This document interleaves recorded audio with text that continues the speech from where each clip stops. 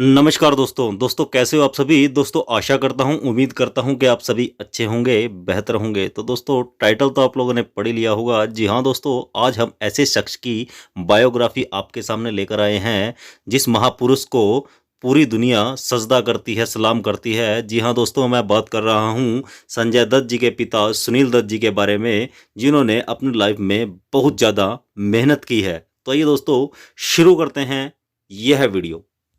दोस्तों, इस दुनिया में दो तरह के इंसान होते हैं।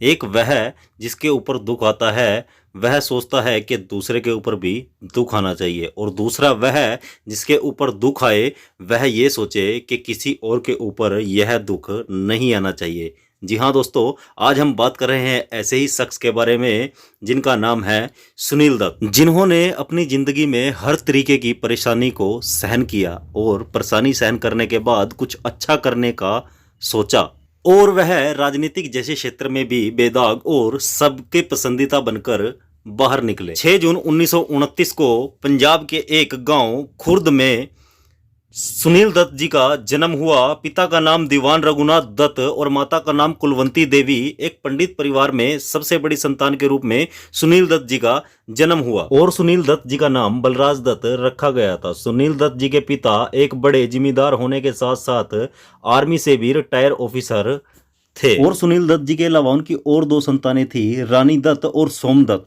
एक दिन सुबह सुनील दत्त जी के पिता एक हलवाई की दुकान में पास ही बैठे हुए दूध पी रहे थे और दूध पीते पीते उनकी मौत हो गई। तो कई लोगों ने यह जताया कि दूध में हलवाई ने जहर दे दिया, लेकिन ऐसा नहीं था। दोस्तों, 1 साल के सुनील दत्त जी ने अपने पिता का संस्कार किया और धीरे धीरे कर आगे की जिंदगी में बढ़ते हुए चले गए। अब सुनील दत्त जी का मन पढ़ाई में बहुत लगने लग गया था, और उनको क्या करना है, कैसे करना है, ये अगर कोई दूसरा बताता था तो उन्हें बहुत बुरा लगता था। यहाँ तक कि वह तैयार भी सुबह खुद ही हुआ करते थे। उनके गांव का स्कूल सिर्फ 5वीं तक का था। आगे की पढ़ाई के लिए उन्हें 20 किलोमीटर तक दूर जाना पड़ता था, जिसके लिए सुनील दत्त जी की दादी ने एक घोड़े गाड़ी का प्रबंध किया था, जिसे चलाने के लिए एक आदमी भी रखा हुआ था। यह सब सुनील दत्त जी को अच्छा नहीं लगता था कि वो पीछे बैठे हैं और घोड़ा कोई और चला रहा है। वह रास्ते में उनसे चींटियां काटता जाता था ताकि 2 दिन में जो आदमी लगा हो वह छोड़कर चला जाए। इसीलिए बलराज ने खुद से घोड़ा सीखा और खुद से ही चलाकर स्कूल में जाने लग गया। दोस्तों, दत्त साहब जब 18 साल के हुए तो भारत का विभाजन हुआ और यहाँ से उनकी पूरी जिंदगी बदल गई, और वह पाकिस्तान में अपनी सारी जमीन छोड़कर हिंदुस्तान में आ गए। और हिंदुस्तान में आने के बाद हिसार के पास एक गांव है, वहां रहने लगे। उसके बाद वह लखनऊ शहर में जाकर बस गए। सुनील दत्त को पढ़ाई के साथ फिल्मों का भी शौक था, इसलिए उन्होंने अपनी मां से बीए तक की पढ़ाई करने का वादा किया और वह मुंबई आ गए, और यहां आकर उन्होंने जय हिंद कॉलेज में एडमिशन ले लिया। दोस्तों, अपनी फीस का खर्चा उठाने के लिए और रहने खाने का खर्चा उठाने के लिए उन्होंने पास के ही डिपो में नौकरी शुरू कर दी, जहां पर उन्हें 100 रुपये मिलते थे। दोस्तों, मैं आपको बता दूं कि उनका काम यह था कि आने जाने वाले रूट का, सभी बसों का ख्याल रखना और कोई टूट फूट हो उसका ख्याल रखना। सुनील दत्त साहब कोटला की एक खोली में रहते हुए सुबह 7 बजे से 10 बजे तक कॉलेज जाया करते थे, और उन्होंने पढ़ने के लिए पास में स्थित पुस्तकालय को अपना ठिकाना बना लिया था, और वहां से वह सीधा अपने काम पर चले जाते थे। काम पर चले जाने के बाद वह सीधा भागकर रात को अपनी ट्रेन पकड़ते थे, जो कि लास्ट ट्रेन होती थी। इस तरह दत्त साहब की जिंदगी चल रही थी, और वह अपने स्कूल के नाटकों में भी भाग लिया करते थे। दर्शकों में बैठे हुए एक महाशय को उनकी आवाज बहुत पसंद आई, और नाटक खत्म होने के बाद उस व्यक्ति ने सुनील दत्त जी को रेडियो में बोलने की जॉब दे दी, जिसके उन्हें 25 रुपए प्रति इंटरव्यू के दिए जाते थे। यह सुनकर सुनील दत्त जी ने यह ऑफर मान लिया था, और उन्होंने अपना पहला इंटरव्यू निमी अभिनेत्री जी का लिया था। अब दत्त साहब के पास नौकरी भी थी, और जब नौकरी से टाइम मिलता था तो वह इंटरव्यू भी लेते थे, और साथ में पढ़ाई भी चल रही थी। जब उनका लास्ट ईयर था तो उनको दिलीप साहब का इंटरव्यू लेने का मौका मिला, जिसके लिए वह शूट के सेट पर पहुंच गए।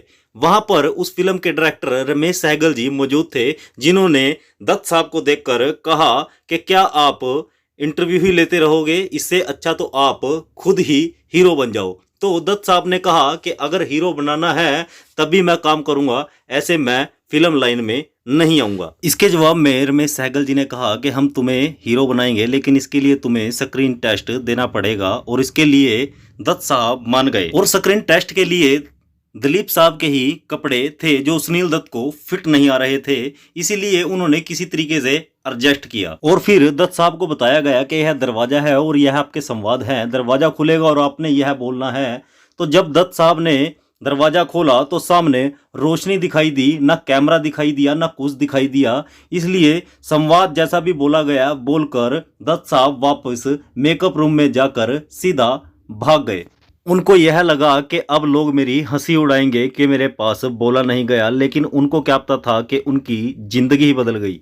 फिर सहगल साहब के किसी आदमी ने दत्त साहब को कैंटीन में देखा और उन्होंने सहगल साहब को बताया और सहगल साहब ने उनको कहा कि अगली फिल्म में मैं आपको बतौर हीरो के रूप में लेना चाहता हूं। आपका उस दिन टेस्ट बहुत जबरदस्त गया था और उन्होंने कॉन्ट्रैक्ट साइन करा लिया।